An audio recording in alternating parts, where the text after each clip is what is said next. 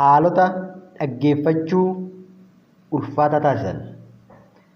Dandeettiin dhaggeeffachuu inni sirriin yoo dhabamu wantoota ijoo sadii akka of keessatti qabatu dhiyeessi qorannoo Harvard Business Review keessatti hojjetaman nu yaadachiisu. Wantoonni sadan kunniinis namoonni yaada isaanii yommuu nuuf ibsan haasa'uu caalaa isaan dhaggeeffachuu,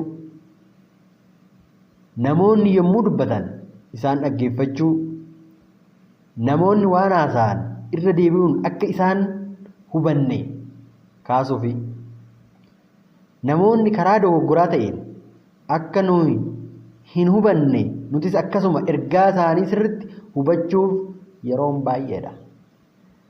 Rakkoo kana hambisuuf dhaggeeffatummaa fi bu'aa qabeessa horachuuf gufuu tokko tokko adda baafachuu fi balleessuu nu barbaachisa.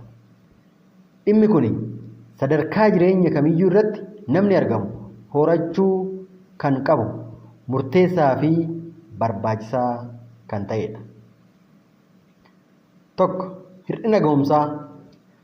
Namoonni tokko tokko kan hin dhaggeeffanneef ga'umsaa fi dandeettii waan hin qabneef.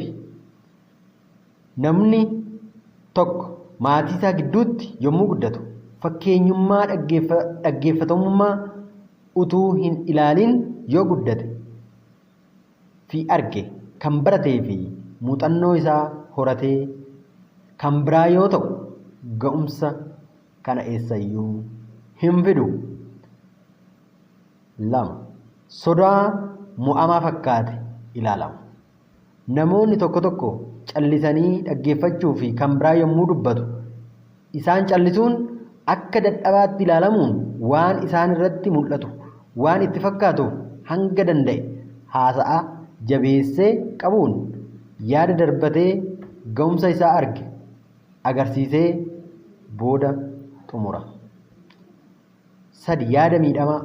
Yaadni gadaantummaa fi miidhamummaa nama keessa buufatee dhaggeeffachuu caalaa na miidhuuf jedhee yaade naannessee arraba to'atu kennuu qofaaf qophaa'e waan dhufuuf dhaggeeffatee sirrii deebisuu irraa of tuuluun dabarsa. Fedha faallaa wal hin hirmaachifne. Aarii, lola, haaloo, jibbaa fi kan kana fakkaatan fedha faallaa dhaggeeffachuu irratti balaa qabanidha.